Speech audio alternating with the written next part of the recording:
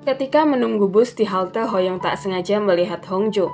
Dia pun langsung mengambil hadiah berupa beberapa DVD animasi yang ingin ia berikan pada Hongjo. Namun, seketika ibunya menghubunginya, menyuruh Hoyong untuk cepat pulang, karena pada hari itu mereka akan pindah ke Amerika. Sementara Hongjo yang melihat Hoyong ingin menghampirinya, meminta Hoyong untuk tetap di sana. Tetapi karena Hoyong harus menuruti perintah sang ibu, akhirnya Hoyong pergi meninggalkan Hongjo tanpa diketahui Hongjo, dan Hoyong juga meninggalkan hadiah tersebut di kursi halte.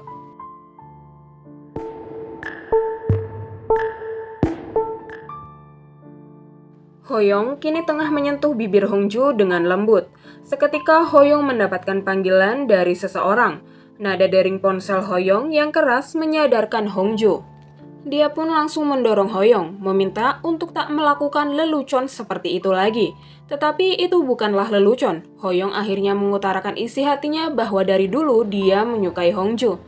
Hongjo terkejut, membalas jika dia tak pernah menyukai Hoyong. Dulu maupun sekarang itu sama saja. Perasaannya tak akan pernah berubah.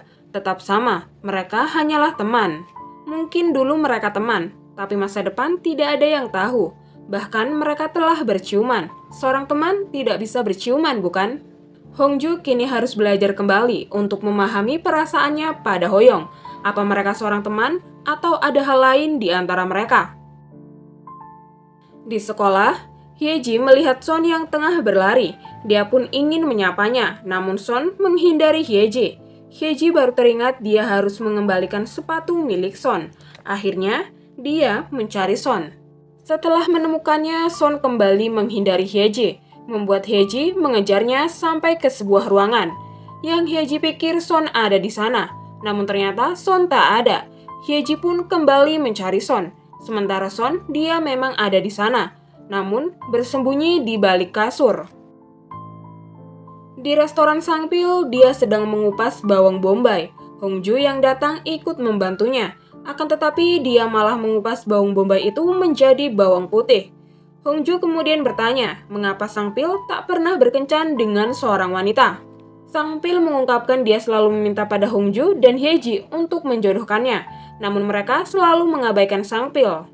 Sampai akhirnya Sangpil sudah malas untuk berkencan, karena itu dia memutuskan untuk memajukan restorannya saja.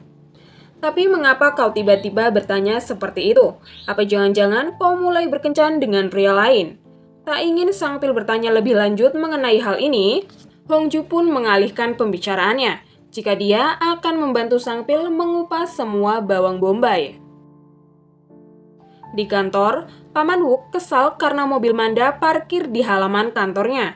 Menurut Manda, dia tak parkir di halaman kantor Paman Wook, namun di halaman toko di depan kantor Paman Wook. Manda juga mengatakan pemilik toko sangat baik, tidak seperti Paman Wook yang berpikiran sempit, karena tak mengizinkannya parkir di halaman kantornya. Menurut para pegawai Manda, pertengkaran itu disebabkan Paman Wook yang membeli kantor itu lebih dulu daripada Manda yang sudah lama menginginkan kantor tersebut.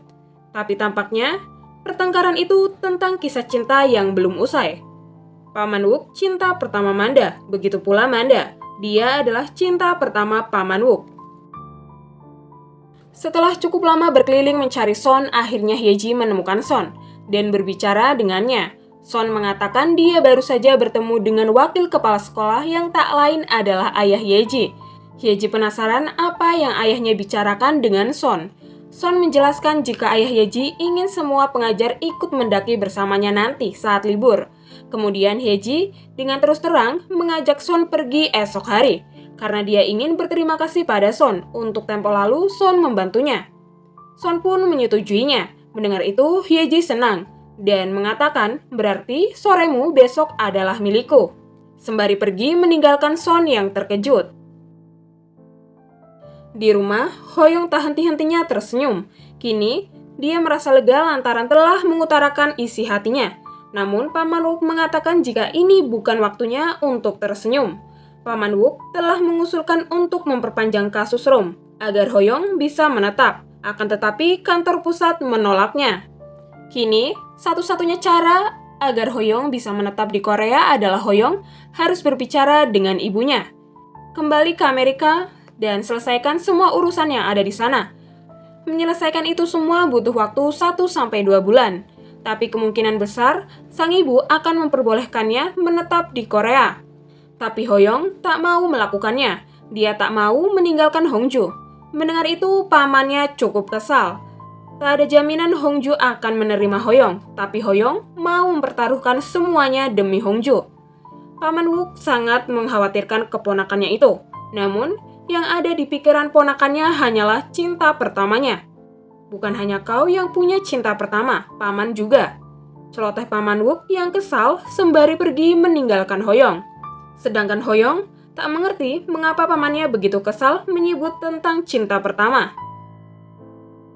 Di restoran Sangpil, Hongju tengah menyantap makanannya setelah mengupas semua bawang bombay. Sedangkan Sangpil memberitahu Hoyong jika Hongju ada di restorannya.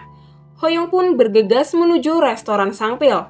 Hongju yang mengetahui Hoyong akan datang segera pergi dari restoran Sangpil. Tak lama Hoyong datang. Sangpil mengatakan jika Hongju sudah pergi. Terburu-buru seperti dikejar seseorang. Ini sudah saatnya Sangpil membantu kisah cinta mereka. Sangpil akan memperlihatkan kehebatannya dalam kisah cinta ini. Di halte, Hongju mendapat pesan dari Junho yang mengatakan bahwa Hongju pembohong. Cintamu hitam. Hitam yang berarti tak berubah. Kini Junho tengah mabuk sembari membaca semua surat dari Hongju. Semua surat itu berwarna hitam, yang menandakan cinta Hongju tak akan pernah berubah. Namun, ada satu surat yang warna hitamnya sudah memudar, seperti Hongju kini yang sudah berubah. Junho mengelap surat tersebut, berharap warnanya bisa kembali seperti semula. Begitu pula Hongju bisa kembali pada dirinya seperti sedia kala. Di dalam bus, Hongju terus menerima pesan dari Junho yang mabuk. Kini, romansanya dengan Junho sudah benar-benar berakhir. Seketika pandangannya teralihkan ke kaca bus, menjadikan ingatannya kembali muncul. Pada saat Hongju akan menghampiri Hoyong, namun Hoyong sudah tak ada di sana. Padahal Hongju ingin memberitahu tentang rencana karirnya yang sudah ia isi dalam formulir. Di sana Hongju juga tak menyadari adanya hadiah yang Hoyong tinggalkan. Esok harinya Hongju termenung di depan kelas Hoyong. Sangpil yang melihatnya merasa bingung. Karena itu, dia mencoba mencari tahu dengan memasuki kelasnya. Dan ternyata, di papan tulis terdapat pengumuman tentang Hoyong yang keluar dari sekolah karena pindah ke Amerika. Membuat Hongju terkejut dan menjatuhkan formulir rencana karirnya, di mana tertera nama Hongju dan Hoyong, pekerjaan impian menjadi sutradara animasi. Hongju sedih mendengar berita itu. Keesokan harinya, Sangpil datang ke rumah Hongju, mengajaknya berlibur bersama ke pantai. Ini merupakan rencana Sangpil untuk mendekatkan Hoyong dengan Hongju. Awalnya, Hongju menolak karena merasa canggung dengan Hoyong setelah kejadian berciuman. Namun, saat Sangpil mengatakan mereka tak hanya berdua, Paman Wook, Hyeji, serta Son juga ikut, dia pun menyetujuinya. Di dalam mobil pun, Paman Wook berusaha mendekatkan Hoyong dan Hongju dengan berpura-pura ingin berbaring karena sakit. Di pemberhentian, Hongju meminta Hoyong melupakan semua kejadian saat mereka berciuman, maupun Hoyong yang mengungkapkan perasaannya. Dia tak ingin ada kecanggungan di antara mereka. Namun, Hoyong tak ingin melupakannya. Dia menyukai Hongju yang bersikap canggung padanya. Karena itu artinya, Hoyong ada di pikiran Hongju. Tak ingin melanjutkan pembicaraan, Hongju pun pergi ke kamar kecil, bermaksud menghilangkan Hoyong dari pikirannya. Dia harus fokus pada liburannya, bukan pada Hoyong. Setelah selesai, dia pun kembali. Kemudian Sangpil mengatakan jika ia telah lelah menyetir. Akhirnya, Hoyong yang menyetir, dengan Hongju di sampingnya. Biasa, Paman Wook mencari alasan agar bisa mendekatkan mereka. Seketika Hongju mendapat pesan dari Junho yang meminta maaf atas ucapannya semalam karena dia mabuk. Dia tak akan mengeluarkan Hongju dari proyek. Untuk itu, Junho meminta Hongju mendatangi rapat. Hoyong yang melihat itu berusaha mengalihkan perhatian Hongju dari pesan tersebut dengan meminta kue biji kenari. Hoyong meminta Hongju menyuapinya. Akan tetapi, Hongju malah memakannya sendiri. Kini, kue tersebut tinggal satu. Jika Hoyong menginginkannya, makanlah dengan tangannya sendiri. Karena jika tidak, Hongju akan menghabiskannya. Dengan kesal, Hoyong memakan kue tersebut menggunakan tangannya sendiri. Setibanya di penginapan, Paman Wook dan Sang Pil bergegas untuk memancing. Sebelum memancing, mereka memberikan kata-kata motivasi untuk diri mereka sendiri agar semangat. Sementara Hoyong dan Hongju membereskan barang bawaan mereka. Tak sengaja, tangan mereka bersentuhan, menjadikan Hongju enggan untuk membantu dan menyerahkan tugas itu pada Hoyong, yang kemudian pergi meninggalkan Hoyong ke kamarnya.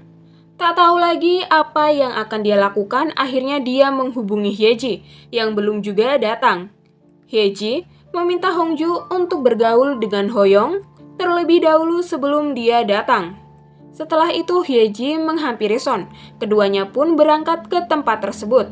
Di perjalanan, Hyeji mengungkapkan bahwa itu pertama kalinya mereka berjalan berdua. Tetapi, Son membalas jika itu bukan kali pertama, karena mereka pernah mendaki bersama. Itu memang benar, tapi bagi Hyeji kali ini berbeda. Dulu saat mendaki, dia memakai baju sembarang dan tak berdandan. Namun saat ini, dia mempersiapkan semuanya, bahkan berdandan untuk Son. Tak lama, kakak Hyeji menghubunginya, meminta foto Son. Hyeji tak mengerti mengapa sang kakak meminta foto Son.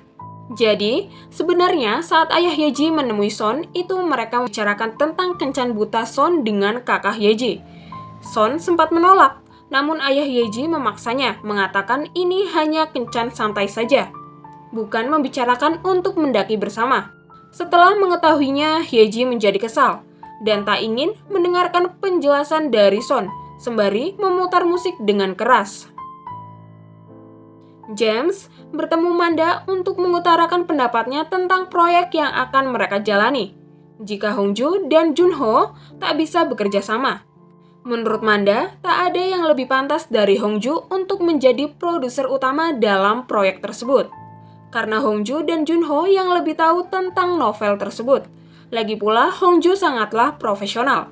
Dia tak akan mencampuri urusan pekerjaan dengan urusan pribadinya. Namun, James takut Junho tidak profesional. Lalu, mereka harus bagaimana? Hongju dan Hoyong mendatangi Paman Wook dan Sang Pil yang sedang memancing. Kemudian Sang Pil mengajak Hoyong untuk memancing di tempat lain, sedangkan Hongju menjaga Paman Wook yang sedang tidur. Tak lama, dia mendapat panggilan masuk dari Manda yang memintanya untuk mengerjakan proyek bersama Junho di studio Junho dan membawakan hasil yang maksimal setelahnya. Hongju ingin menolak, namun panggilan tersebut telah dimatikan oleh Manda. Di samping itu, Hoyong telah menangkap banyak ikan. Percuma saja Hoyong bisa menangkap 100 ikan sekalipun, tapi dia tak bisa mendapatkan hati dari cinta pertamanya itu. Kemudian, Hoyong melihat Hongju yang tak ada di tempat. Sang Pil yang melihat Hongju ke arah pantai sementara air akan pasang sebentar lagi memberitahu Hoyong. Hoyong pun bergegas menghampiri Hongju, meminta Hongju untuk kembali. Namun Hongju malah menyuruh Hoyong mengambil teripang untuknya. Teripang itu pun berhasil diambil Hoyong dan memberikannya pada Hongju, menaruhnya ke topi Hongju. Akan tetapi, Hongju tetap tak ingin kembali sebelum ia mendapatkan gurita kaki panjang. Dengan senang, Hoyong mencarinya, namun belum juga menemukan gurita kaki panjang. Dia malah menemukan teripang-teripang yang lain. Saat Hoyong telah menemukannya, kini Hongju yang akan mengambilnya. Namun gurita tersebut sangat kuat sehingga Hoyong membantunya. Tapi tetap saja tak bisa, hingga akhirnya mereka berdua terjatuh. Di sana, Hongju memandangi wajah tampan Hoyong dan bergegas menutup mulut Hoyong. Dia pun beranjak, membuat Hoyong mengatakan Hongju pasti akan menciumnya barusan. Hongju pun mengelak dan pergi. Sementara Hoyong yang sadar jika topi Hongju terseret arus merasa kesal dengan Hongju, lantaran ia sudah susah payah mengambil teripang-teripang itu. Namun Hongju membiarkan topinya terhanyut begitu saja. Hongju meminta maaf. Mereka pun kembali ke penginapan. Di sana sudah ada Son dan Hyeji yang sedang kesal. Melihat itu, Hongju membawa Hyeji keluar untuk mencari udara segar. Hyeju pun menceritakan pada Hongju jika ia telah dicampakkan. Hongju pun bertanya siapa orang yang telah berani mencampakkan Hyeji. Sebelumnya, saat di perjalanan, Hyeji berubah pikiran. Dia ingin mendengarkan penjelasan Son. Son menjelaskan jika dia telah menolak kencan buta tersebut, tapi mungkin kurang tegas. Dia akan menjelaskan ini dengan lebih tegas nanti pada ayah Hyeji. Mendengar itu, Hyeji mengatakan maukah Son berkencan dengannya. Lagi pula, Son tampak tertarik dengan Hyeji.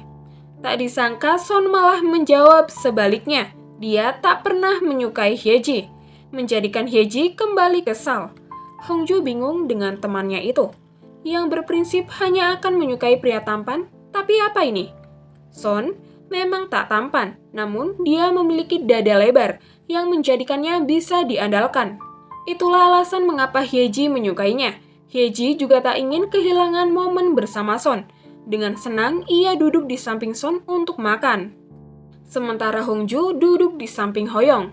Sebelumnya, Hyeji telah memberitahu Hongju tentang kebenaran jika dia dan Son belum berpacaran. Itu semua ia lakukan karena ingin mendekatkan Hongju dan Hoyong. Dia ingin sahabatnya bahagia. Mereka pun menyantap makanan, tapi sebelum itu mereka harus melakukan foto bersama. Saat Hongju kecil, ibunya meninggalkannya sendirian. Bibinya juga meninggalkannya, bahkan Junho pun meninggalkannya. Tak ingin bersedih lagi, dia pun mengatakan pada Junho untuk pergi saja dan jangan lagi masuk dalam mimpinya. Kemudian Hoyong datang, sembari mengkat adegan tersebut. Hongju bingung mengapa Hoyong ikut masuk ke dalam mimpinya. Itu karena Hongju memikirkan Hoyong. Kini Hoyong tengah membawa kopernya, menandakan dia akan kembali ke Amerika. Sebelum pergi, Hoyong bertanya, haruskah aku pergi? Kemudian Hongju terbangun dari mimpinya. Dia pun bergegas mencari semua orang yang tak ada di penginapan. Kemanakah mereka semua? Mereka kini akan kembali ke Seoul karena mereka harus bekerja, kecuali Hoyong. Seketika Paman Wook mendapatkan panggilan dari Ibu Hoyong, yang membuat Paman Wook meminta Son untuk mengebut agar bisa secepatnya kembali. Sementara Hoyong kembali ke penginapan setelah membeli makanan. Hongju khawatir karena Hoyong dan yang lainnya tak menjawab panggilan darinya. Hoyong mengungkapkan jika ponselnya tertinggal di penginapan, sementara yang lainnya kembali ke Seoul untuk bekerja. Kemudian Hoyong menyiapkan makanan yang ia beli, sedangkan Hongju mengingat pertanyaan Hoyong, haruskah dia pergi? Hongju selalu ditinggalkan oleh orang-orang yang dia sayangi. Namun, tak lagi. Dia tak ingin Hoyong pergi meninggalkannya. Dia tak ingin Hoyong kembali ke Amerika. Perasaan Hongju pada Hoyong kini telah berubah, bukan hanya sekedar teman. Hoyong mengatakan jika dia tak akan pergi. Hongju meminta Hoyong tidak mengingkarinya. Dia pun mendekati Hoyong, mencium lembut bibir Hoyong. Keduanya pun saling menikmati kopi yang panas itu dengan senang hati. 3 tahun yang lalu, saat Junho akan meninggalkan Hongju, dia berharap Hongju bersabar menunggunya. Dia akan segera kembali dengan karya baru dan menemui Hongju. Di sana, bukan hanya Hongju yang sedih, tapi juga Junho. Rasanya Junho tak mampu untuk meninggalkan Hongju. Namun, saat dia telah kembali, cinta itu bukan miliknya lagi. Apa cinta itu berubah? Atau orangnya yang berubah?